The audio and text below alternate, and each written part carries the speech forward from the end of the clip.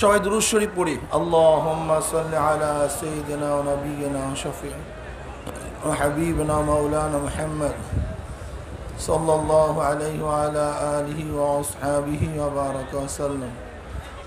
আল্লাহুম্মা সাল্লি আলা সাইয়্যিদিনা ওয়া নাবিয়্যিনা ওয়া শাফি'না ওয়া হাবিবিনা মাওলানা মুহাম্মদ সাল্লাল্লাহু আলাইহি ওয়া আলা আলিহি ওয়া আসহাবিহি ওয়া বারাকা ওয়া সাল্লাম। সবাই দুরূদ শরীফ পড়ো। আল্লাহুম্মা সাল্লি আলা সাইয়্যিদিনা। আল্লাহ পাকের শুকর যে মাওলাই কারীম আপনাকে আমাকে লক্ষ লক্ষ মানুষের সাথে জুমার নামাজ আদায়ের উদ্দেশ্যে এই জায়গায় আসার তৌফিক দান করছেন, এর জন্য শুকরিয়া দান সবাই বলে আলহামদুলিল্লাহ। আমি আগেও বলেছি, এই মুহূর্তে গোটা দুনিয়ার মধ্যে সর্ববৃহত্তম জুমার জামাত আজকে চরমোনাইতে অনুষ্ঠিত হবে।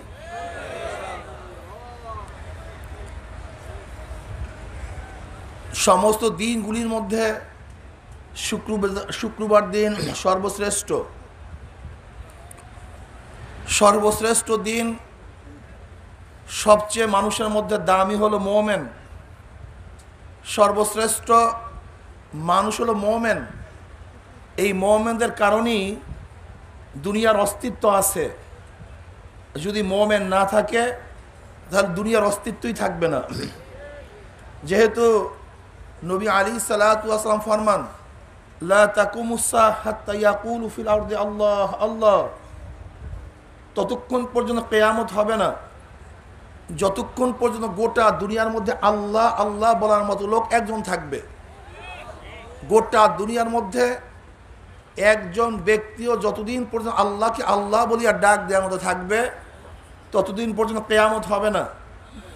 যখন আর আল্লাহকে আল্লাহ বলিয়া ডাক দেওয়ার মতো কেউ থাকবে না, তখন আর দুনিয়াও থাকবে না, সমস্ত দুনিয়া কিয়ামত হয়ে যাবে, ধ্বংস হয়ে যাবে। তাহলে আসমানের কোনো খুঁটি নাই। আসমানের কি নাই? আল্লাহুল্লাযী রাফা'আস সামাওয়াতি বিগাইরি আমাদিন তারাউনাহা, ওই আল্লাহ যিনি আসমানকে উঁচা করছে, বিগাইরি আমাদিন, খুঁটি ব্যতীত। যা তোমরা দেখছো আজকে এই তাবু উঠাবার জন্য, শামিয়ানা উঠাবার জন্য কত বাঁশের প্রয়োজন, কত লোকের প্রয়োজন, আজকে একটা ছাদ দেওয়ার জন্য কত কি না প্রয়োজন। অথচ আল্লাহ পাক রব্বুল আলামিন এত বড় আসমানকে উঁচা করছেন, বঙ্গোপসাগরের মাছ থেকে কোনো খুঁটি নাই,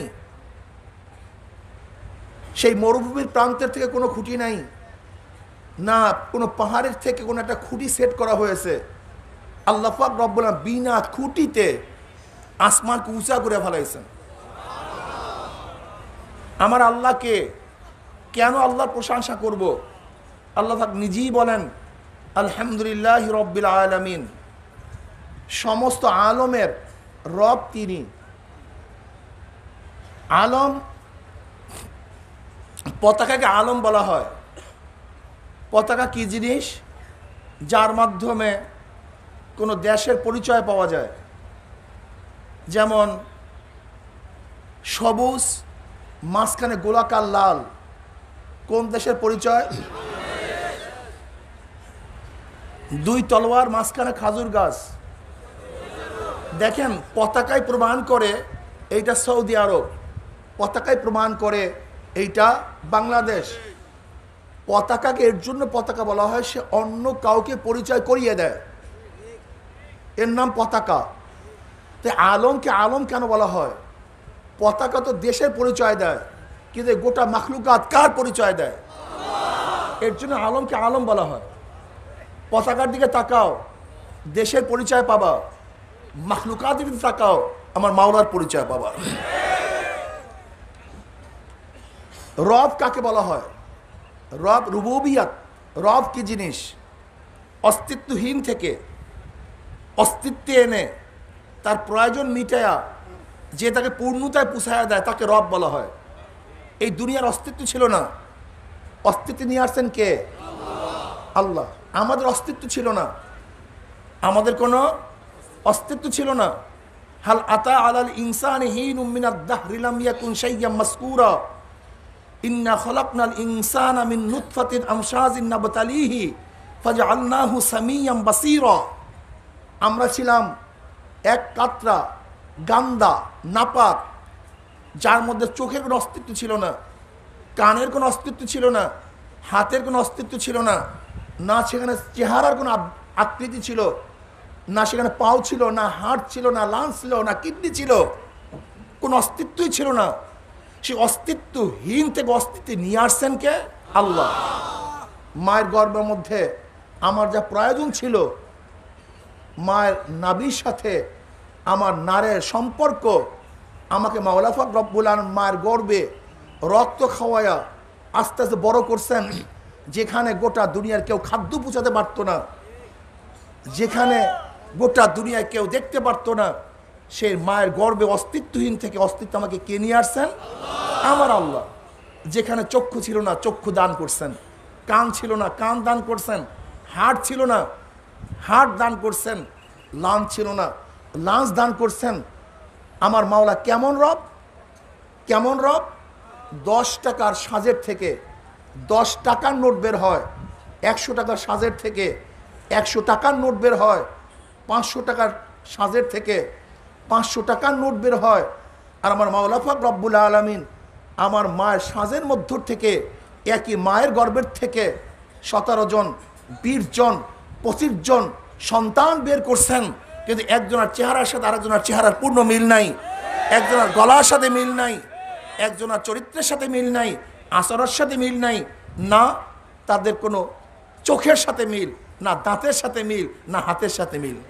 এ কেমন রব? আপনি রবকে চিনছেন? রব কেমন দেখেন। আজকে আমার মার গর্ভের থেকে আমরা বের হয়ে আসছি, অথচ অরিজিন এক, অরিজিন এক, কিন্তু চেহারা ভিন্ন। অরিজিন এক, চোখের দৃষ্টি ভিন্ন। অরিজিন এক, গলার আওয়াজ ভিন্ন। অরিজিন এক, দেখা যায় দাঁত, সমস্ত দাঁতগুলি আলাদা আলাদা। অরিজিন এক, কিন্তু বৃদ্ধাঙ্গুলের যে সাপ আছে, এই সিকি পরিমাণ সাপ, এই সিকি পরিমাণের সাপ আলাদা। শুধু কি তাই, দুনিয়াতে যত মানুষ চলে গেছে, যত মানুষ বর্তমানে আছে, যত মানুষ দুনিয়াতে আসবে, এই চেহারার মধ্যে ওই আর্কিটেক্ট কে? কোন সে আর্কিটেক্ট? যত মানুষ চলে গেছে, যত মানুষ আছে, যত মানুষ আসবে, শুধু চেহারার মধ্যে গোটা দুনিয়ার কারোর সাথে কারোর কোনো মিল নেই, সব আলাদা। এতটুকু জায়গার মধ্যে এত সুন্দরভাবে ডিজাইন কে করছেন? শুধু কি তাই, যত চক্ষু চলে গেছে, যত চক্ষু আছে, যত চক্ষু আসবে, একজনের চোখের সাথে আরেকজনের চোখের মিল নেই। শুধু কি তাই, আমি গেলাম দাঁতের ডাক্তারের কাছে, ডাক্তার সাহেবকে বলতেছি, হুজুর আপনি কি দাঁতের মধ্যে আল্লাহ পাক কি কুদরাত রাখছে জানেন? আমি বললাম তা তো আমি জানি না। তাহলে হুজুর, যখন সৈনিকরা যুদ্ধের ময়দানে যায় তখন তাদের দাঁতকে পরীক্ষা করা হয়। তাহলে কেন? এর কারণটা হলো যুদ্ধের ময়দান হতে পারে তার চেহারা বিকৃত হয়ে গেছে, অস্তিত্ব নাই, কিন্তু তখন লাশ কিভাবে চিনবে? লাশ চেনার কায়দা হলো দাঁত। যখন দাঁত পরীক্ষা করা হয়, গোটা দুনিয়ার যত দাঁত চলে গেছে, যত দাঁত বর্তমানে অবস্থান করতেছে, গোটা দুনিয়াতে যত দাঁত আসবে, একজনের দাঁতের সাথে আরেকজনের দাঁতের কোনো মিল নেই। চিন্তাই করা যায় না, চিন্তা করা যায় না। আল্লাহকে, রবকে, রুবুবিয়াত কি চিন্তাই করা যায় না। শুধু কি তাই, কথা বলতেছি এখান থেকে রগের থেকে কথা বের হইতেছে, মনে হয় যেন দুই রগ একই ডিজাইনের, অথচ আওয়াজ ভিন্ন। যে রগের থেকে আওয়াজ বের হয়, এ কেমন এক সত্তা, এমন কেমন রব যে গলার মধ্য থেকে এমন সুন্দর তার ফিট করছে যে তারের মাধ্যমে আওয়াজ ভিন্ন হয়ে গেছে। আওয়াজ ভিন্ন, এক আওয়াজের সাথে আর এক আওয়াজের পূর্ণ কোনো মিল নেই। শুধু কি তাই, গোটা দুনিয়ার মধ্যে যত আঙ্গুল চলে গেছে, যত আঙ্গুল বর্তমানে আছে, যত আঙ্গুল গোটা দুনিয়ার মধ্যে আসবে, এই বৃদ্ধাঙ্গুলির মতো সিকি পরিমাণ জায়গা, আমাকে দেখান গোটা দুনিয়ার মধ্যে এমন কোন আর্কিটেক্ট আছে, ডিজাইনার আছে, এতটুকু জায়গার মধ্যে কি পরিমাণে রেখা দিতে পারবে আমাকে বলেন তো। সিকি পরিমাণ জায়গায়, এই সিকি পরিমাণ বৃদ্ধাঙ্গুলের জায়গার মধ্যে কি পরিমাণ রেখা দিতে পারবে? অথচ যত মানুষ চলে গেছে বৃদ্ধাঙ্গুলি নিয়ে, যত মানুষ অবস্থান করতেছে বৃদ্ধাঙ্গুলি নিয়ে, যত মানুষ দুনিয়াতে আসবে, একজনের এই সিকি পরিমাণ আঙ্গুলের সাপের সাথে আরেকজনের আঙ্গুলের সাপের পূর্ণ মিল নেই। আল্লাহ পাক নিজে অফি আনফুসিকুম আফালা তুবসিরুন, আমি তো তোর মধ্যেই আছি, তুই কেন দেখোস না? তুই দেখোস না কেন? ঘটনা কি? তুই কোথায় খোঁজ করো আমাকে? আমি তোর মধ্যেই আছি। দেখেন আমার মাওলা পাক রব্বুল আলামিন তোমাকে আমাকে কিভাবে সৃষ্টি করেছেন যা চিন্তাও করা যায় না। আমার মাওলা এমনি প্রশংসা চায় না। আলহামদুলিল্লাহ, ইস্তেগরাক, জেন্স ইস্তেগরাক, যত প্রশংসা আছে সমস্ত প্রশংসার দাবিদার একমাত্র কে? আল্লাহ, অন্য কেউ না। হ্যাঁ, বলতে পারেন বিল্ডিং এত সুন্দর না, বিল্ডিং সুন্দর না, এত চুন ছুকরি, এ তো পড়েছিল রাস্তার মধ্যে। আজকে তো সৌন্দর্যটা কে দান করছে? ওই যে দেখা যায় যে ব্যক্তি ইঞ্জিনিয়ার রাজ, সে এত সুন্দর একটা বিল্ডিং ডিজাইন করছে। এখন প্রশ্ন হলো এই ইঞ্জিনিয়ারের মধ্যে, এই রাজের মধ্যে এত সুন্দর মেধা কে দান করছে? অন্য কেউ না, সেই মেধা দান করছে আমার মাওলা। তিনি হলো প্রশংসার দাবিদার, অন্য কেউ প্রশংসার দাবিদার নয়। আলহামদুলিল্লাহ রাব্বিল আলামিন, আলহামদুলিল্লাহ, সমস্ত প্রশংসা মালিককে আল্লাহ। কে সে? রব্বিল আলামিন, যে গোটা আলমের আলম, গোটা আলম, আলম আলমের বহু বছর আলামিন। তার মানে কি হলো? তার মানে হলো প্রত্যেকটা মানুষ এক একটা আলম, প্রত্যেকটা চক্ষুকে একটা আলম, প্রত্যেকটা জবান এক একটা আলম, প্রত্যেকটা হাতের ছাপ এক একটা আলম, প্রত্যেকটা গাছ এক একটা আলম, প্রত্যেকটা ফল এক একটা আলম, তারকাগুলি আলম, প্রত্যেকটা সূর্য আলম, প্রত্যেকটা চন্দ্র আলম, আসমান আলম, এই জমিন আলম, প্রত্যেকটা মাছ আলম, গোটা মাখলুকাত আলম। একটা মাখলুকাতের তাকাইলে আমার মাওলার পরিচয় মিলা যায়। যে কোনো একটা মাখলুকাতের তাকাও, কার পরিচয় পাওয়া যাবে? মাওলার পরিচয় পাওয়া যাবে। এটা কিভাবে বানালো? কিভাবে সম্ভব? কোথার থেকে আসছে? কিভাবে আসে? রব্বিল আলামিন আর রহমান রহিম, তিনি রহমান, তিনি রহিম, মালিক ইয়াউমিদ্দিন, তিনি শেষ দিনের মালিক। আল্লাহ পাক রব্বুল আলামিন এই আয়াতের মধ্যে প্রথম চারটা নাম তার উল্লেখ করেছেন। আল্লাহ, রব, রহমান, রহিম, মালিক, পাঁচটা। আল্লাহ পাকের জাত সহ পাঁচটা নাম উল্লেখ করেছেন। আলহামদুলিল্লাহ হি রব্বিল আলামিন, আর রহমানির রহিম, মালিকি ইয়াউমিদ্দিন। রব, রহমান, রহিম, মালিক এবং আল্লাহ পাকের জাতি নাম আল্লাহ শব্দ উল্লেখ করেছেন। এর মধ্যে কত সুন্দর কথা। বান্দা কি করতেছে? আমার মাওলা পাক প্রশংসা করতেছে। কে সে? রব্বিল আলামিন, যিনি গোটা আলমের প্রতিপালক, পালনকর্তা, যার যা প্রয়োজন আমার মাওলা পাক রব্বুল আলামিন তাকে তা দান করেন। মুসা আলাইহিস সালাতু ওয়াস সালাম একদিন যাইতেছেন, হঠাৎ তার মনে পড়ছে আমা মিন দাব্বাতিন ফিল আরদি ইল্লা আলাল্লাহি রিজকুহা, গোটা মাখলুকাতের রিজকের ব্যবস্থা আল্লাহ পাক করেন কিভাবে? পদ্ধতিটা কি? কিভাবে করেন? আল্লাহ পাক রব্বুল আলামিন মুসাকে বলেন, মুসা, তোর হাতের মধ্যে যে লাঠি আছে সেই লাঠি দিয়ে তোর সামনে যে পাথর আছে পাথরের আঘাত কর। মুসা আলাইহিস সালাতু ওয়াস সালাম যখন লাঠি দিয়ে পাথরের আঘাত করলেন, পাথর ভাগ হয়ে গেছে। দেখে সেই পাথরের মধ্যে একটা পোকা, যার মুখের মধ্যে সবুজ একটা ঘাস। পাথরের মধ্যে পোকা, সেই পোকার মধ্যে এই সবুজ ঘাসের ব্যবস্থা কে করছে? অন্য কেউ না, অন্য কেউ না। ওই পাথরের মধ্যে সবুজ ঘাসের ব্যবস্থা করছে আমার আল্লাহ। রব, গোটা আলমের রব তিনি, তিনি রহমান, তিনি রহিম। তার দয়ার কারণে আমরা বেঁচে আছি, তার দয়ার কারণে অস্তিত্ব আছে। যদি তার দয়া না থাকতো, রহমান না থাকতো, রহিমের সিফাত তার মধ্যে না থাকতো, আমরা যে অপকর্ম করি, আমরা যে অপদার্থ, আমরা যে নাফরমান, এক সেকেন্ডের জন্য আমাদের থাকার কোনো অধিকার দুনিয়ার মধ্যে নাই। রহমানের গুণের কারণে, রহিমের গুণের কারণে আল্লাহ পাক রব্বুল আলামিন আজও আমাদেরকে রাখছেন, আমাদের অস্তিত্ব আছে। আমার রহমান বেহদ মেহেরবান, বেহদ মেহেরবান। আমার মাওলা পাকের রহমানের দয়ার কোনো শেষ নাই, কোনো সীমা নাই, তিনি দুনিয়ারও রহমত, আখিরাতের রহমত। আমার মাওলা কেমন মেহেরবান দেখেন। আমার মাওলা পাক রব্বুল আলামিন দুনিয়ার রিজিকের ব্যাপারে কোনো ভেদাভেদ করেন নেই। সবার জন্য রিজিককে আম করে দিয়েছেন। রিজিককে আম। যে আল্লাহওয়ালা তার জমিতে যেই ফসল হয়, যে নাফরমান কাফের তার জমিতে একই ফসল হয়। যে কাফের তার জমির মধ্যে যে বৃষ্টি, যে মোমেন তার জমির মধ্যে একই বৃষ্টি। যে কাফের তার জমিনের থেকে যেই পানি উঠে, যে বেঈমান তার জমিনের মধ্য থেকে একই পানি ওঠে, নাকি ভিন্ন ওঠে? শুধু কি তাই, নবী ইব্রাহিম আলাইহিস সালাতু ওয়াস সালামের আদত ছিল, নিয়ম ছিল, মেহমান ছাড়া তিনি খানা খাইতেন না। তার দস্তরখানে মেহমানের প্রয়োজন থাকতো, মেহমান নিয়ে আসতো। একদিন কোনো মেহমান পায় না, কোন মেহমান পায় না, বের হয়েছেন মেহমানের তালাশ। একজন মেহমান পাইছে, তাকে নিয়ে আসছে ভিক্ষুক, দস্তরখানে বসছে। নবী ইব্রাহিম আলাইহিস সালাতু ওয়াস সালাম বিসমিল্লাহির রহমানির রহিম বলিয়া খানা শুরু করছে। আর মেহমান বিসমিল্লাতুল উজ্জা, তার ভূতের নামে, মূর্তির নামে খানা শুরু করছে। কার সামনে? নবী ইব্রাহিম আলাইহিস সালাতু ওয়াস সালামের সামনে।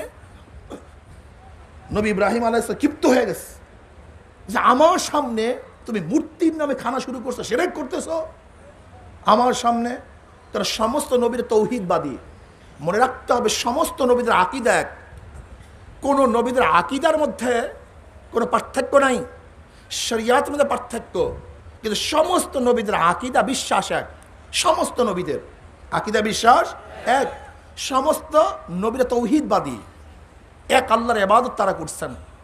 সমস্ত নবী জান্নাতকে বিশ্বাস করছেন, সমস্ত নবী জাহান্নামকে বিশ্বাস করছেন, কিয়ামতকে বিশ্বাস করছেন, মালাইকাদেরকে বিশ্বাস করেছেন। সমস্ত নবীদের ঈমানের মধ্যে কোনো পার্থক্য নাই। সমস্ত নবীদের ঈমান এক, অভিন্ন। এর জন্য তাদের সমস্ত দিন এক। যদি দিনের অর্থ করা হয় ঈমান, আকীদা, তাহলে সমস্ত নবীদের দিন এক। কথা ঠিক না? নবী ইব্রাহিম আলাইহিস সালাতু ওয়াস সালামের সামনে যখন বসে বিসমিল্লাতুল উজ্জা, আমি লাত এবং উজ্জার নামে খানা শুরু করছি। আর হযরত ইব্রাহিম আলাইহিস সালাতু ওয়াস সালাম বিসমি তাআলা কার নামে শুরু করছে? আল্লাহর নামে। এখন ইব্রাহিম আলাইহিস সালাতু ওয়াস সালাম বলতেছে ভাগো এখান থেকে। যদি আল্লাহর নামে খানা না খাও তাহলে আমার দস্তরখানে খানা খেতে পারবা না, আল্লাহর নামে খানা খেতে হবে। এখন ভিক্ষুক বলতেছে আমি তো খানা খাইতে আসছি, ঈমান আনার জন্য আসি নাই। তো আমি তো তোমার রব, তোমার আল্লাহকে মানার জন্য আসি নাই, আসছি কিসের জন্য? খানা খাওয়ার জন্য। খানা খাওয়াও তো খাওয়াও, নয়তো আমি চলে যাব, আমি ঈমান আনবো না। যাও তুমি ভাগো এখান থেকে, আমি খানা খাওয়াবো না। ভিক্ষুকে বলছে আমি ঈমান আনবো না, আমি ভুখা থাকতে পারি, কিন্তু আমি আমার ধর্মকে পরিবর্তন করব না। ভিক্ষুক চলে যাইতেছে, অমনি আল্লাহ পাক রব্বুল ইব্রাহিমকে ডাক দিয়েছে, ইব্রাহিম, ও ইব্রাহিম, আজকে তোর সামনে একবার বিসমিল্লাতুল উজ্জা বলছে, এর জন্য তোর দস্তরখান থেকে তুই তাকে উঠাইয়া দিছ। আর 80 বছর পর্যন্ত আমার সামনে লাত এবং উজ্জার নামে খানা খায়, কিন্তু একদিন আমি তার দস্তরখান থেকে উঠাইয়া দেই নাই, একদিন উঠাইয়া দেই নাই। আমি রেজেক কাম করছি, রেজেক কাম করে দিস। নবী ইব্রাহিম আলাইহিস সালাতু ওয়াস সালাম উঠছেন, দৌড়াইতেছেন, ভাই কোথায় আসো? আমার নবুয়তগিরি যাও, যায়, তুমি জলদি আসো, খানা খাও, তোমার যা মনে চাই তাই করো, আল্লাহর নামে খানা খাওয়ার প্রয়োজন নাই, তোমার যার মনে চায় তার নামে খানা খাও। আল্লাহ পাক রেজেক কাম করে দিস।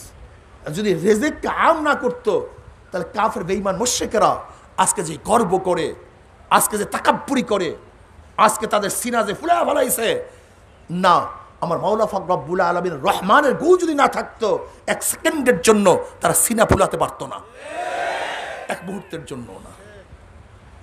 আমার মাওলা রহমান, মাওলা রহমান অতি দয়ালু, বেহদ মেহেরবান, যার মেহেরবানির দয়ার কোনো শেষ নাই, কোনো সীমা নাই। এই মেহেরবান আমার মাওলায়, তিনি রহিম। যদিও রহমান মেহেরবান কাফেরদের জন্য দুনিয়াতেও, কিন্তু আখিরাতে শুধু মেহেরবান রহিম মোমেনদের জন্য। তখন শুধু মোমেন, তখন শুধু মোমেন, এখানে আর কার জন্য মেহমান হবে, মেহেরবানি করবেন না। তখন অবস্থা হবে কি? মালিক ইয়াউমিদ্দিন লিমানিল মুলকুল ইয়াউম লিল্লাহি ওয়াহিদিল কাহ্হার। লিমানিল মুলকুল ইয়াউম, আজকে দিনের বাদশাহী কার, মুলুকিয়াত কার, ক্ষমতা কার। আইনা ফেরাউন, আইনা সাদ্দার, আইনা হামান, কোথায় বাদশারা, কোথায় কারুন, কোথায় জালেমরা? আয় আজকে আমার কাছে। বুখারীর মধ্যে রওয়ায়াত আসছে, আল্লাহ পাক রব্বুল আলামিন যখন লিমানিল মুলকুল ইয়াউম লিল্লাহি ওয়াহিদুল কাহ্হার, তার কাহ্হারিয়াতের সিফাতের মধ্যে চলে আসবেন, কাহ্হারিয়াতের গুণের মধ্যে চলে আসবেন, অবস্থাটা কি হবে?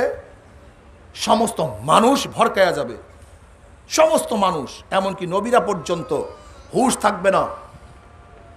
বুখারীর মধ্যে দীর্ঘ এক রওয়ায়াত আছে, অনেক লম্বা এক রওয়ায়াত আছে। নবী আলাইহিস সালাতু কি ফরমান?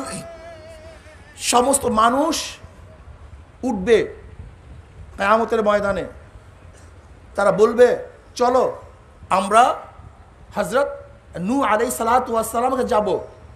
কেন? সে আউয়ালুর রাসূল, প্রথম রসুল। আমরা তার কাছে বলবো যে আল্লাহর কাছে যেন সুপারিশ করে বিচার শুরু করার জন্য। বিচার কি হবে দেখার দরকার নেই, বিচার কি হবে এর প্রয়োজন নাই, আগে বিচার শুরু করুক, বিচার শুরু করুক। আল্লাহর কাছে আমরা ফরিয়াদ করার জন্য নবী নূহ আলাইহিস সালাতু ওয়াস সালাম যাব। দেখেন কিয়ামতের ভয়াবহ অবস্থাটা কি, কি হবে না না হবে তা পরের কথা, আগে বিচার হয়ে যাক। সমস্ত উম্মত যাবে, যাবে নবী নূহ আলাইহিস সালাতু ওয়াস সালামের কাছে, গিয়া বলবে নবী নূহ আমাদের জন্য সুপারিশ করেন যেন আল্লাহ পাক কি শুরু করে, জান্নাত জাহান্নাম পড়ে, জান্নাত জাহান্নাম সব পড়ে, আগে বিচার শুরু হয়ে যাক। আমাদের ভয়াবহ অবস্থা সহ্য করার মতো না, বিচার করতে যেন আল্লাহ পাক রব্বুল আলামিন শুরু করেন, সুপারিশ করেন। সমস্ত উম্মত নবী নূহ আলাইহিস সালাতু ওয়াস সালামের যাবে। নবী নূহ আলাইহিস সালাতু ওয়াস সালাম বলবে লিমানিল মুলকুল ইয়াউম লিল্লাহি ওয়াহিদুল কাহ্হার, আল্লাহ পাক গজবের মধ্যে চলে আসছেন, কাহ্হারিয়াতের মধ্যে চলে আসছেন। আজকে আল্লাহর সামনে সুপারিশ করার ক্ষমতা আমি রাখি না, আমার কাছে কেন আসছো? তোমরা যাও জাতির পিতা নবী ইব্রাহিমের কাছে যাও। সবাই আসবে নবী ইব্রাহিম আলাইহিস সালাতু ওয়াস সালামের কাছে।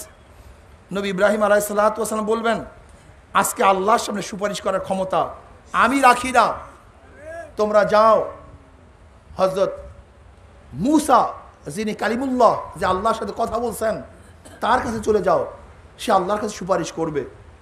সমস্ত মানুষ নবী মূসা আলাইহিস সালাতু ওয়াস সালাম যাবে যে আপনি আল্লাহর সাথে কথা বলছেন, আপনি আজকে আল্লাহর সাথে সুপারিশ করেন, যদি আল্লাহ পাক বিচার কার্য শুরু করেন, তাহলে আজকের দিনে আল্লাহ পাকের সামনে সুপারিশ করার ক্ষমতা আমি রাখি না, তোমরা যাও রুহুল্লাহ, যে আল্লাহর রূহ নবী ঈসার কাছে।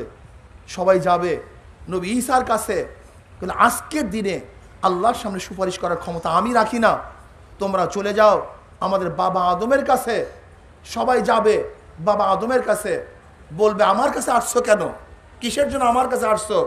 তোমরা যাও, আজকে আমি আল্লাহর সামনে সুপারিশ করার ক্ষমতা রাখি না। আখির নবী সরদার দু আলম সাইয়্যিদুল আম্বিয়া মুহাম্মদ আরবির কাছে চলে যাও। সমস্ত উম্মত নবী আলাইহিস সালাতু ওয়াস সালামের কাছে যাবে। বুখারীর মধ্যে রওয়ায়াত আছে, নবী আলাইহিস সালাতু ওয়াস সালাম ফরমান যখনই আমার নবীর কাছে যাবে, এবার আমার নবী উঠবেন, কি বলবেন? এবার জায়গা মতো আস। আজকে দিনের আল্লাহর সামনে সুপারিশ করার ক্ষমতা আল্লাহ পাক কাউকে দেয় নাই, এই ক্ষমতা আল্লাহ পাক রব্বুল আলামিন শুধু আমাকেই দান করছে, অন্য কাউকে এই ক্ষমতা দেওয়া হয়নি। নবী আলাইহিস সালাতু উঠবেন, নবী নিজে বলেন আমি উঠব, আমি আল্লাহর সামনে গিয়ে আরশের সামনে সেজদায় পড়ে যাব। তখন আল্লাহ পাক রব্বুল আলামিন আমাকে দোয়া শিক্ষা দিবেন, যে দোয়া এখন আমি জানি না, ওই সময় শিক্ষা দেওয়া হবে। আমি ওই দোয়ার মাধ্যমে আল্লাহর কাছে সুপারিশ করব, আল্লাহ পাক রব্বুল আলামিন আমার সুপারিশকে কবুল করবেন। বলবে ইরফা রাসাক, তোমার মাথা উঠাও, ইশফা তুশাফা, তুমি যেই সুপারিশ করবা আমি তোমার সুপারিশকে গ্রহণ করব। তৎকালীন সময়ও আল্লাহ পাক রব্বুল মুখতারি কুল, আমার নবীকে মুখতারি কুল বানাবেন না, এই কথা বলবেন না তোমার মনে যা চাই তুমি তা করো, না, তুমি চাবা দেব আমি, তুমি যা চাইতে পারো চাইতে থাকো, আমি যা দেওয়ার সব দিয়ে দেব। মুখতারি কুল সমস্ত ক্ষমতার অধিকারী কে? একমাত্র আল্লাহ, অন্য কেউ না, মনে রাখতে হবে। দুনিয়া তো দূরের কথা, এমনকি ওই কিয়ামতের ময়দান আল্লাহ পাক রব্বুল আলামিন নবীকে এই কথা বলবেন না তোমার মনে যা চায় তাই করো, না, তোমার যা মনে চায় সুপারিশ করো, সুপারিশ করার দায়িত্ব তোমার, সুপারিশ গ্রহণ করার দায়িত্ব আমার। তৎকালীন সময় আমার মাওলা পাক রব্বুল মুখতারি কুল থাকবেন, সমস্ত এখতিয়ার, সমস্ত ইচ্ছা কার? আল্লাহ। অন্য কাউ সমস্ত ইচ্ছা হতে পারে না, একমাত্র মুখতারি কুল কে? আমার আল্লাহ। এই আকীদাকে সহি করেন, আকীদাকে মজবুত করেন।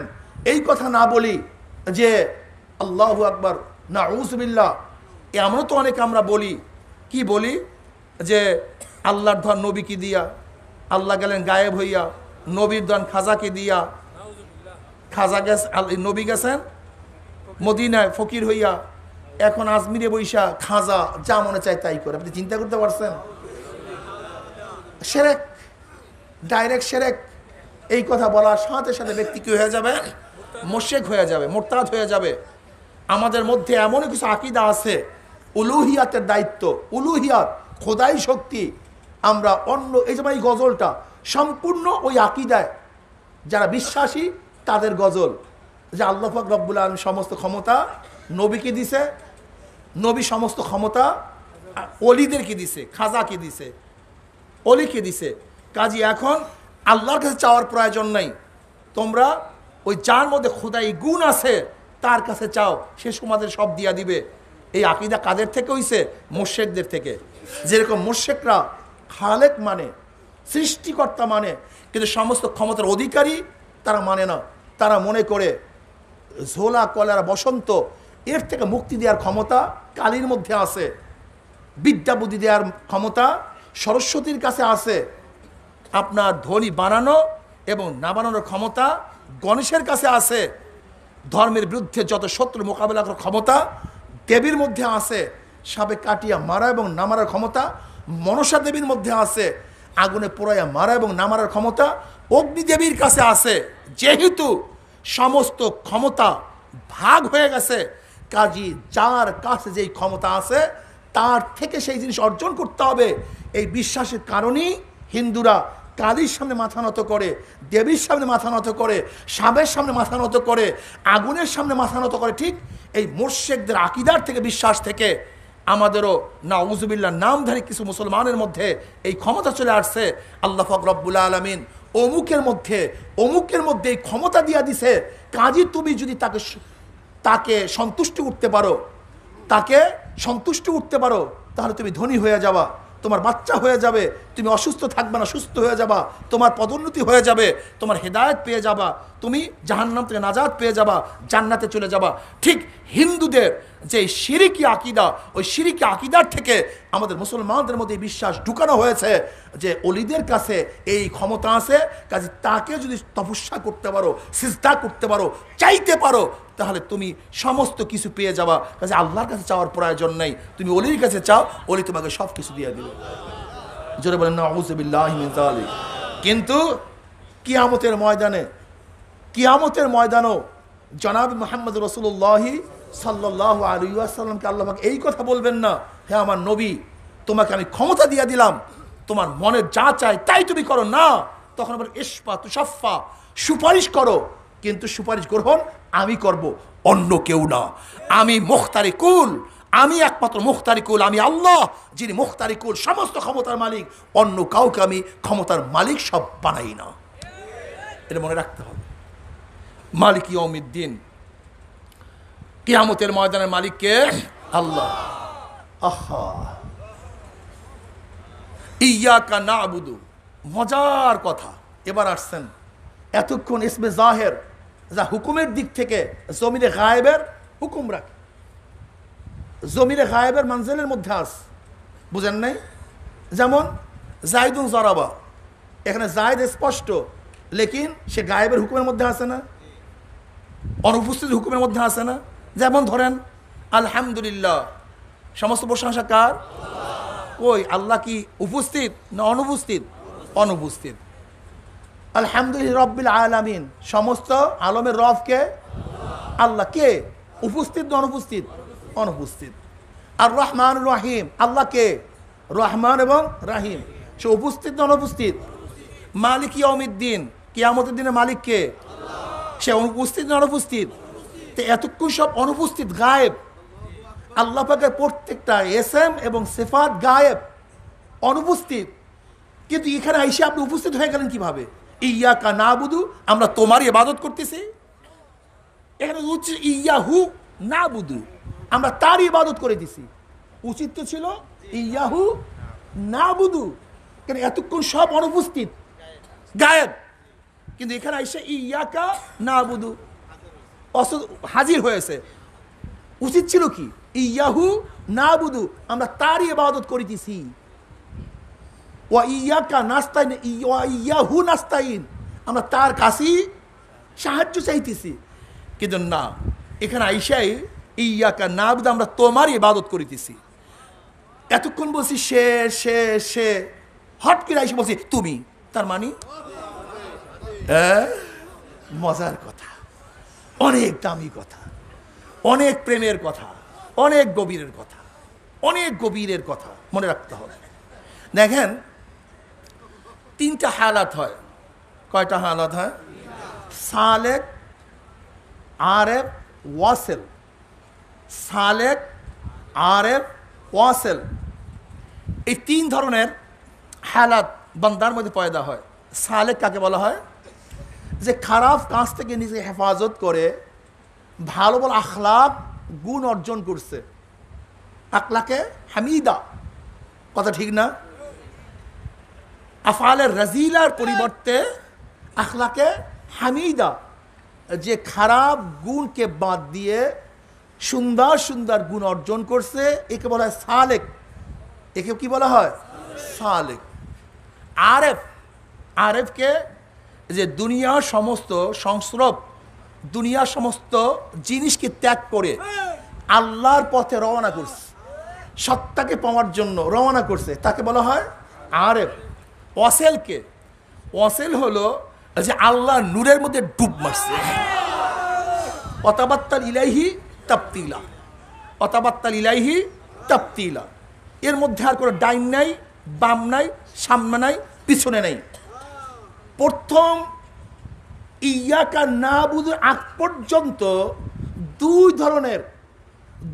ধরনের মানুষের বর্ণনা হয়েছে, যারা আল্লাহ পাকের গুণকীর্তন, সেফাত, জিকির, আসকার, ফেকের এর মাধ্যমে আমার মাওলা পাক রব্বুল আলামিনের অস্তিত্ব পেয়ে গেছে। যে হ্যাঁ, আলহামদুলিল্লাহ রব্বিল আলামিন আর রহমানির, এই জিকির ফেকের, তিনি রব, তিনি রহমান, তিনি রহিম, তিনি মালিক, তিনি পালনকর্তা, তিনি দয়ালু, তিনি মেহেরবান, কিয়ামতের ময়দানে তিনি মালিক, তিনি পালনেওয়ালা, তিনি খানেওয়ালা, দেখানেওয়ালা, মাননেওয়ালা, বাঁচানেওয়ালা, ইজ্জাত দেনেওয়ালা, বেইজ্জতি করনেওয়ালা, সম্মান দেয়, তিনি সব কিছু করে।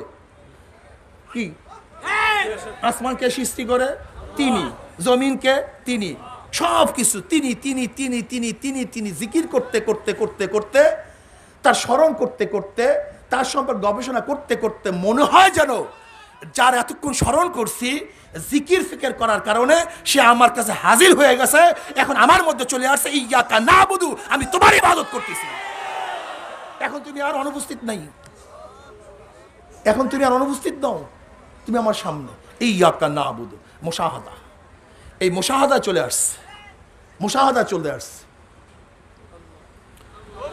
এর জন্য আল্লামা বাইজাবি রহমতুল্লাহ আলাই এই ব্যাপারে বিশদ আলোচনা করেছেন, অনেক সুন্দর আলোচনা করেছেন, যে এতক্ষণ পর্যন্ত সালেক আরেফ গায়েবের স্তরে থাকার পরে, যখন তার মাওলার জিকির আসকার করার পরে আমার মাওলা পাক রব্বুল আলামিন অস্তিত্ব তার সামনে চলে আসছে, এখন তাকে সে গায়েব মনে করে না, অনুপস্থিত মনে করে না। এখন ইয়াকা নাবুদু, মৌলা আমি তোমারই তো ইবাদত করিতেছি। নাবুদু মুআব্বাদ, মুআব্বাদ তরিকুল মুআব্বাদ, এখান থেকে ইবাদত শব্দের অর্থ কি? ইবাদত শব্দের অর্থ কি? ইবাদত শব্দ মুআব্বাদ থেকে, তরিকুল মুআব্বাদ পদধলিত রাস্তার থেকে ইবাদত শব্দ আসছে। দেখেন যারা চেয়ারে নামাজ পড়েন, আমি ওই সমস্ত বন্ধুদেরকে বলবো ইবাদত কি জিনিস, ইবাদত কাকে বলা হয়? আহারে, ইবাদত বলা হয় যেরকম মানে পদদলিত রাস্তাকে তরিকুল মুআব্বাদ বলা হয়। পদদলিত যার মধ্যে মানুষ কি হাঁটে, পাও দিয়া চলে, তাকে বলা হয় তরিকুল মুআব্বাদ। এই মুআব্বাদ থেকে ইবাদত, ইবাদত অর্থ আকসাল গায়াল, নিজেকে শেষ পর্যন্ত খুজু এবং হাকির, অর্থাৎ একজন বান্দা নিজেকে শেষ পর্যন্ত হাকির, নিজেকে একেবারে নিচু মনে করে যে তাকে বলা হয় আবেদ। শেষ পর্যন্ত যে আমি কিছু না, আমার চেয়ে খারাপ কেউ নাই, আমার চেয়ে গুনাহগার কেউ নাই, আমি সবচেয়ে নিচু। যেরকম পদদলিত রাস্তা যার উপরে মানুষ হাঁটতে থাকে, আমি এইভাবে একটা পদদলিত, আমার চেয়ে নিচু কেউ নাই। এগুলো ইবাদতের হাকিকত। ইবাদতের হাকিকত হল নিজেকে সবচেয়ে নিচু মনে করা, সবচেয়ে খারাপ মনে করা। অথচ তুমি গিয়া চেয়ারের মধ্যে বসছো, তোমাকে নিচু মনে করছো না উঁচা মনে করছো? তোমার ইবাদতের হাকিকতই হয়নি, ইবাদতই জানো না, তোমার ইবাদতই ঠিক হয়নি। যেহেতু আমরা নিচু, আমরা লাঞ্ছিত, আমরা অপমানিত, বড়কে আল্লাহ। তা মানুষের সবচেয়ে দামি হলো কপাল। সবচেয়ে কি দামি কি? কপাল। সবচেয়ে নিচু জায়গা হলো যেখানে পাও রাখে। এখন আমার সবচেয়ে নিচু জায়গা কোনটা? যেখানে আমার সবচেয়ে উঁচা কোন জায়গা? তা সবচেয়ে উঁচা হলো কপাল, সবচেয়ে নিচু হলো পাও যেখানে রাখা হয়। তা আমার উঁচাকে সবচেয়ে নিচের জায়গায় ঠেকাইয়া আমি প্রমাণ করতে চাই আমি উঁচা না, আমি হলাম সবচেয়ে নিচা, তুমি সবচেয়ে বড়। এর জন্য আমার অস্তিত্বকে মিটাইয়া তোমার সামনে পড়িয়া গেলাম। তাজাল্লুল, তাজাল্লুল, নিজেকে সবচেয়ে জলিল এবং হাকির বানানোর নাম ইবাদত। জলিল, আমার চেয়ে খারাপ কেউ নেই, আমার চেয়ে নিচু কেউ নেই। এর জন্য আমার উঁচা জায়গাকে নিচের জায়গায় ঠেকাইয়া আমি আল্লাহর সামনে সেজদায় পড়িয়া যাই, মাওলা তুমি সবচেয়ে বড়, আমি কিছু না। আর তোমার ইবাদতের অবস্থা কি? গিয়ে তুমি চেয়ারে বসছো, তোমার ইবাদতের হাকিকত তোমার জানা নেই, তোমার ইবাদতই হয় না। ইবাদত তুমি জানো না, এর নাম ইবাদত না। তুমি ইবাদতের জিনিসটাই জানো না। তুমি ভাবছো কি যে ইবাদত অর্থ আমি দাঁড়াইয়া আল্লাহর সামনে চেয়ারে বসে একটা বক্তৃতা করে আসবো, এর নাম ইবাদত না। ইবাদত ভিন্ন জিনিস। যে ব্যক্তি আবেদ, যে ব্যক্তি নিজেকে হাকির এবং জালিল মনে করে, সবচেয়ে নিচু মনে করে, তার যতই কষ্ট হোক না কেন সে মাওলার সামনে চেয়ারে বসতে পারে না। সে মাওলার সামনে চেয়ারে বসতে পারে না, হয় না। এটা ইবাদতের খেলাফ, তরিকুল মুআব্বাদের খেলাফ। ইবাদত শব্দের অর্থই হলো নিজেকে লাঞ্ছিত করা, অপমানিত করা, ছোট মনে করা। আর সেখানে তুমি চেয়ারে গিয়ে আরে সুবহানাল্লাহ, মনে হয় যেন সে আল্লাহকে এখন বক্তৃতা করে শুনাইবে, চেয়ারে বসছে। আচ্ছা দেখেন, লক্ষ লক্ষ লক্ষ লক্ষ মানুষ এখানে, কই একটাও তো চেয়ার নেই। তো ছোট্ট একটা পাড়ার মসজিদের মধ্যে এত চেয়ার আসলো কোথার থেকে? ঘটনা কি আমাকে বলেন তো? এই লক্ষ লক্ষ মানুষ, একটা চেয়ার এখানে নাই। কিন্তু তুমি ফট কইরা এই একটা মসজিদের মধ্যে গ্যালারি বানাইলে কিভাবে? এত গ্যালারি। নামাজ পড়তে যাও না আল্লাহর সাথে ফাজলামি করতে যাও? হ্যাঁ, তুমি নামাজ পড়তে যাও না ফাজলামি করতে যাও? যদি তুমি আবেদ হইতে, আবেদ, আবেদ তরিকুল মুআব্বাদ থেকে আবেদ, তুমি যদি আবেদ হইতা তাহলে নিশ্চয়ই তুমি আল্লাহর সামনে চেয়ারে বসতে পারত না। তোমার মনের মধ্যে বারবার বাধা সৃষ্টি করত, আমি আমার মালিকের সামনে চেয়ারে বসি কিভাবে, সম্ভব কিভাবে? এটা হতে পারে না। মালিক ইয়াউমিদ্দিন, ইয়্যাকা না'বুদু ওয়া ইয়্যাকা নাস্তাঈন। এবার ইহদিনাস সিরাতাল মুস্তাকিম, ইহদিনাস সিরাতাল। মাওলা, আমি তোমারই ইবাদত করিতেছি, করিব। এবার কি? ওয়া ইয়্যাকা নাস্তাঈন, আমি তোমার কাছে সাহায্য চাইতেছি। যখন আমার হাল পয়দা হয়ে গেছে, আমি তোমারই কাছে সাহায্য প্রার্থনা করিতেছি। এখন আল্লাহ পাক প্রশ্ন করছে, কি সাহায্য চাও? তুই চাও কি আমার কাছে? তুই আমার কাছে চাও কি? যখন ভাব এইভাবে পয়দা, তোমরা যে নামাজ পড়ো, লামুসাবিদের এই হালাত ভয় ধরবে কিভাবে? তারা তো হাত মারবে কখন এই চিন্তা আছে। লামুজাহাবিরা তো জামাতে গিয়ে চিন্তা করতে আছে আমরা এখানে হাজির আছি, আমিন জোরে বলবো কখন যে আমরা এখানে আছি।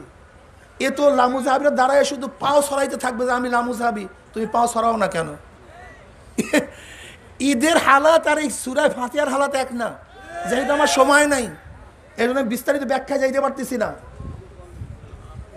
ইয়াকা নাবুদু, আমরা তোমারই ইবাদত করিতেছি, করিব। ইয়াকা হাসার, ইয়াকা হাসার, এখানে এসএমকে আগে নিয়ে আসা হইস, ফেলকে পরে নিয়ে আসা হইস। ইয়াকা নাবুদু, তোমারই ইবাদত করিতেছি, করিব। মুজারে দুই অর্থ দেয়, হাল মুস্তাকবেল। মসজিদও তোমার ইবাদত করিতেছি, মসজিদের বাহিরে তোমারই ইবাদত করিব। এই মসজিদে তোমারই সাহায্য চাইতেছি, মসজিদের বাহিরে তোমারই সাহায্য চাইব। আমি না, আমরা, আমি ইবাদত করি, আমার ছেলের মাধ্যমে ইবাদত করাবো। আমি ইবাদত করি, আমার মেয়ের মাধ্যমে ইবাদত করাবো। আমি ইবাদত করি, আমার ভাইয়ের মাধ্যমে ইবাদত করাবো। উচিত ছিল ইয়াকা আবুদু, আল্লাহ আমি তোমার ইবাদত করিতেছি, কিন্তু আল্লাহ পাক বহু বচন নিয়ে আসছেন আমরা। তার মানে কি, তোমার একার সেজদা আল্লাহ চায় না, তোমার ছেলের সেজদা আল্লাহ চায়। তোমার একার সেজদা আমার মাওলা চায় না, তোমার স্ত্রীর সেজদা আমার মাওলা চায়। তোমার একার সেজদা আমার মাওলা চায় না, তোমার ভাইয়েরও সেজদা আমার মাওলা চায়। তোমার একার সেজদা আমার মাওলা চায় না, তোমার কর্মচারী সেজদা আমার মাওলা চায়। তোমার একার সেজদা মাওলা চায় না, তোমার ছাত্রদের সেজদা মাওলা চায়। তোমার একার সেজদা আমার মাওলা চায়, তোমার অধীনস্থ সবাই সেজদা আমার মাওলা চায়। ওই শেখ হাসিনার একার সেজদা মাওলা চায় না, গোটা জনগণ যেন মাওলাকে সেজদা দিতে পারে সেই ব্যবস্থা করতে হবে। ইয়াকা নাবুদু, ইয়াকা নাবুদু, হে কোম্পানির মালিক, তোমার একার সেজদা মাওলা চায় না। তুমি যেরকম আল্লাহকে সেজদা করো, তোমার কোম্পানির মধ্যে যেই কর্মচারীরা আছে, ইয়াকা নাবুদু, আল্লাহ আমিও তোমার ইবাদত করিতেছি, আমার কর্মচারীর দ্বারাও তোমার ইবাদত করাইব। ইয়াকা নাবুদু ইহদিনাস সিরাতাল মুস্তাকিম। এখন যখন আমি প্রশ্ন করছি ইয়াকা নাবুদু ওয়া ইয়াকা নাস্তাইন, আল্লাহ আমাকে সাহায্য করো, এখন আল্লাহ প্রশ্ন করছে কিসের সাহায্য করব? তুই কি সাহায্য চাও? এবার আমি যত নিয়ামত আছে, যত নিয়ামত আল্লাহর আছে, সমস্ত নিয়ামতের সর্বশ্রেষ্ঠ নিয়ামত আমি বল ইহদিনাস সিরাতাল মুস্তাকিম, আল্লাহ হেদায়েতের পথ দেখায় আমাকে সাহায্য করো। আমি হেদায়েত চাই, অন্য কিছু চাই না, আমি হেদায়েত চাই। এই হেদায়েত আল্লাহ পাক রব্বুল, আসলে আজকে আমার বলার উচিত ছিল হেদায়েত কিভাবে দেয়, হেদায়েতের প্রক্রিয়া পদ্ধতি কি। আল্লামা বাইজাবুর রহমাতুল্লাহ আলাই এই হেদায়েতের 4টা প্রক্রিয়া, অনেক হেদায়েতের পদ্ধতি প্রক্রিয়া আছে। এখানে আল্লাহ পাক রব্বুল আলামিন কাছে আমরা ইহদিনাস সিরাতাল মুস্তাকিম হেদায়েত চাই। এখানে 4 ধরনের হেদায়েতের কথা বলা হয়েছে। ইফাজতুল কুওয়া, আল্লাহ পাক রব্বুল আলামিন মানুষকে কীভাবে হেদায়েত দেয়, হেদায়েত দেয় তার মধ্যে এমন শক্তি, মেধার শক্তি, চিন্তার শক্তি, তার অঙ্গ প্রত্যঙ্গ শক্তি, ভাবনার শক্তি, খোঁজার শক্তি। হেফাজতুল কুওয়া, আল্লাহ পাক রব্বুল আলামিন একজনকে হেদায়েত দেন বিভিন্ন ধরনের শক্তি তার মধ্যে দান করার মাধ্যমে। আল্লাহ পাক রব্বুল আলামিন তাকে রাহনুমাই করেন। কি কথা ঠিক না? যাই হোক, আল্লাহ পাক আমাদের সবাইকে হেদায়েত দান করেন, আমাদের সবাইকে হেদায়েত নসিব করেন। আল্লাহ পাক রব সবাইকে হেদায়েত দান করেন। হেদায়েত সবচেয়ে দামি, এর চেয়ে দামি কোনো জিনিস নাই, এর চেয়ে দামি কোনো জিনিস নাই। কেউ যদি মনে করেন হেদায়েত তো আল্লাহ দিবে, কাজে চরমনায় আসবো কেন? এখানে প্রশ্ন, এই প্রশ্নর জবাব দেওয়ার জন্য আসলে এতক্ষণ আমার বয়ান করছিলাম। খাওয়ার মালিককে, কথা বলেন, সুস্থ করার মালিককে, ঔষধ খাইলেন কেন? সুস্থ করার মালিক আল্লাহ, ঔষধ কেন খাইলেন? রিজিক দেওয়ার মালিক আল্লাহ, ব্যবসা কেন করলেন? চাকরি কেন করলেন? এইটার যে জবাব, চরমনায় আসার একই জবাব, এই একই, আর কিচ্ছু না। সুস্থ করার মালিক, ঔষধ খাইলেন কেন? কথা বলেন না কেন? হাসপাতালে ভর্তি হলেন কেন?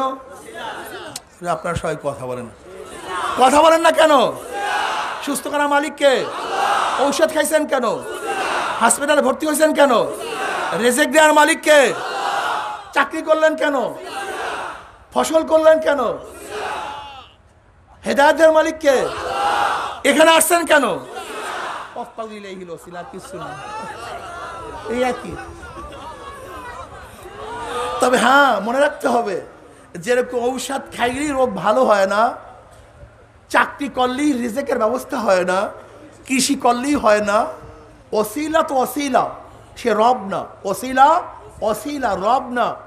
এই সমস্ত জায়গায় হেদায়েত পাওয়া যায়, কিন্তু হেদায়েতের মালিক আল্লাহ। এখানে আসলে হেদায়েত পাওয়া যায়, পাবিনি গ্যারান্টি নেই। যাকে আল্লাহ পাক হেদায়েত দিবেন সে হেদায়েত পাবেন, যাকে হেদায়েত দিবেন না সে হেদায়েত পাবে না। আমি কথাটা বুঝাতে পারছি? এর জন্য হেদায়েতের জায়গায় যাইতে হয়। অনেকেই মনে করেন কেন আমরা যাব? তুমি কি দেখো নাই গাধা? আল্লাহ পাক কি বলেন? অবতাগু ইলাইহিল ওয়াসিলা। এই ওয়াসিলা কি? আল্লাহ পর্যন্ত পৌঁছাবার ওয়াসিলা কি? নামাজ, রোজা, হজ, যাকাত, ইলম, চেষ্টা, ফিকির, যত কিছু জান্নাত পর্যন্ত পৌঁছানো যায় সবই ওসিলা। কি কথা ঠিক না? এই চরমোনাইয়ের ময়দানে আসাও ওরই একটা অংশ, এটা একটা ওসিলা। ওসিলা একটা না, লানাহদিয়ান্নাহুম সুবুলানা। আল্লাহ পাক রব্বুল আলামিন পর্যন্ত পৌঁছাবার আল্লাহ পাক রাস্তা একটা বাতাবেন না, কোটি কোটি রাস্তা হতে পারে, যে রাস্তা কোনো শেষ নাই, কোনো কি নাই, কোনো সীমা নাই। এর মধ্যে চরমোনাইয়ের ময়দান একটা অংশ। তার মানে এই নয় আসলেই হেদায়েত পাওয়া যাবার না, বরং আসলে এখানে হেদায়েত পাওয়া যায়, কিন্তু কে পাবে? যাকে আল্লাহ পাক হেদায়েত দিবে। এর জন্য আল্লাহ পাক কি বলে? কুনু মা সাদিকিন, অকুনু মা সাদিকিন, তোমরা সত্যবাদীদের সংস্রবে চলে যাও। আল্লাহ পাক কি বলছেন? ওয়াত্তাবে সাবিলা, ওয়াত্তাবে সাবিলা মান আনাবা ইলাইয়া। ওয়াত্তাবে, ইত্তেবা করো, অনুসরণ করো ওই ব্যক্তিদের রাস্তা। আল্লাহর রাস্তার কথা বলেন নাই, কোরআনের রাস্তার কথা বলেন নাই, ওই ব্যক্তিদের রাস্তা যারা আমার দিকে ঝুঁকে গেছে। আল্লাহ পাক কি বলছেন? ওয়াত্তাবিউ মাল্লা ইয়াসআলুকুম আজরান ওয়া হুম মুহতাদুন। ওয়াত্তাবিউ, ইত্তেবা করো, আমর উজুবের জন্য, এটা হাকিকত। যদিও এ বাহাতের মানা আছে, কিন্তু আসল হলো উজুব। ওয়াত্তাবিউ মাল্লা ইয়াসআলুকুম আজরান ওয়া হুম মুহতাদুন, তাদের পথ অনুসরণ করো যারা মুহতাদ, হেদায়েত প্রাপ্ত, তাদের পথ অনুসরণ করো। আমি বারবার আল্লাহর কাছে দোয়া করতেছি, ইহদিনাস সিরাতাল মুস্তাকিম, আল্লাহ আমাকে সিরাতাল মুস্তাকিম দান করো। কোন সিরাতাল মুস্তাকিম? কোথায় পাবো সিরাতাল মুস্তাকিম? আমি প্রশ্ন করছি কার কাছে? আল্লাহর কাছে। ইহদিনাস সিরাতাল মুস্তাকিম, মাওলা হে তুমি আমাকে সঠিক পথ দেখাও। এখন আল্লাহ পাক প্রশ্ন করছে কোথায় সঠিক পথ? আমি প্রশ্ন করছি আল্লাহর কাছে কোথায় সঠিক পথ পাবো, কোন জায়গায় পাবো, কিভাবে পাবো? আল্লাহ তুমি আমাকে বলে দাও। এখন আল্লাহ বলছে আনআমতা আলাইহিম, তাদের পথ অনুসরণ করো, তাদের পথ যাও, যারা আমার পথে চলার পরে যাদের উপর নিয়ামত বর্ষণ করছি, যাদের উপরে আমি নিয়ামতের সমস্ত রহমাতের দ্বারা আমি তাদেরকে আবৃত করিয়া দিছি, যাদেরকে আমি রাহনুমাই করিয়া আমার পর্যন্ত পৌঁছাইয়া দিছি, তুমি তাদের পথ অনুসরণ করো। তারা কারা? মিনান নাবিয়্যিন ওয়া সিদ্দিকিন ওয়া শুহাদা ওয়া সালিহিন, তারা হলো ওই সমস্ত লোক, নবীদের পথ, সিদ্দিকিনদের পথ, শহীদদের পথ এবং নেককার আল্লাহওয়ালাদের পথ তুমি আমাদেরকে দেখাইয়া দাও। আমি আল্লাহর কাছে দোয়া করতেছি, কাজী আল্লাহর কাছে আমরা দোয়া করি, মাওলা হে আমাদেরকে রাহনুমাই করো, আমাদেরকে পথ প্রদর্শন করো। কত সুন্দর কথা এই সূরা ফাতিহার মধ্যে চলে আসছে। কাজে আল্লাহ পাক রব্বুল আলামিন আমাদের সবাইকে পথ দেখাবার, পথ চলার তৌফিক দান করেন। এর জন্য চরমোনাইদের কাজ কি? বসেন, উঠিয়েন না। চরমোনাইদের কাজ কি? চরমোনাইদের কাজ হলো রাহনুমাই করা। কি করা ভাই? জোরে বলেন, কি করা? পথ প্রদর্শন করা। কি করা? রাস্তা দেখায় দেওয়া। এর জন্য যত জায়গায় আল্লাহর পথ আছে, দ্বীনের পথ আছে, ইসলামের পথ আছে, ভালো পথ আছে, ওই পথগুলি চরমোনাই আল্লাহরা দেখায়। যদি নির্বাচন, ভোট, এর মধ্যে কোনো খারাপ নাই থাকে, তাহলে ভালোই না থাকে, খারাপ না থাকে, তা চরমোনাই আল্লাহরা এই ভোটের কথা বলতো না। যেহেতু এর মধ্যে ভালো এবং মন্দ আছে, এর জন্য চরমোনাই আল্লাহরা এই পথ দেখায়, তোমার ভালোর দিকে যাও, খারাপের দিকে যাও না। কারণটা কি? ভোট শব্দের অর্থ সাক্ষী দেওয়া, ভোট শব্দের অর্থ সমর্থন করা, ভোট শব্দের অর্থ কি? সাহায্য করা। যতগুলি ক্যান্ডিডেট অংশগ্রহণ করেছে, আমি সাক্ষী দিচ্ছি এর মধ্যে সবচেয়ে ভালো ব্যক্তি এই, কাজে আমি তার পক্ষে সিল মারছি। আল্লাহ না করুক ক্যান্ডিডেটের মধ্যে যদি আল্লাহকে না মানার লোক হয়, আল্লাহকে না বিশ্বাস করার লোক হয়, চোর হয়, ডাকাত হয়, গুন্ডা হয়, মদখোর হয়, জুয়াখোর হয়, ইসলামের আদর্শের বিবর্জিত কোনো লোক হয়, আর তার পক্ষে সাক্ষী দিলে এখন তোমাকেই প্রশ্ন করতেছি তোমার ইমানের অবস্থা কি হবে। নাম্বার 1, ভোট মানে সাহায্য করা, সহযোগিতা করা। যেমন কোনো খেয়ালার কাছে এক চোর গিয়া বলতেছে, ভাই আমি ওপারে যাব চুরি করার জন্য।